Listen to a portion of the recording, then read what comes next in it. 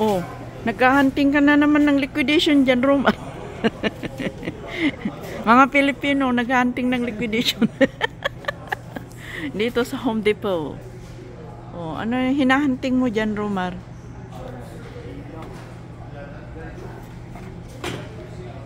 Ikaw, kababayan, naghahanting ka rin? Oo. Oh. Naghahanting din daw siya ng liquidation. Ano, may nahanap ka na? May nahanap yung mga ito. Ah? Paano na to? Oh. Yan. Mura yan? Ewan mo, magkano to? Baka nagdadagdag ka lang ng basura. Basura na naman yan.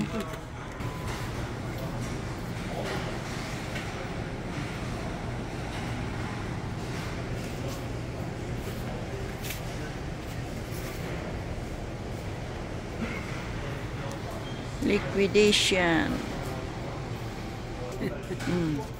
Walang nahanap na liquidation. Wala kang nakita? Wala. Ah, ito. Ayan oh.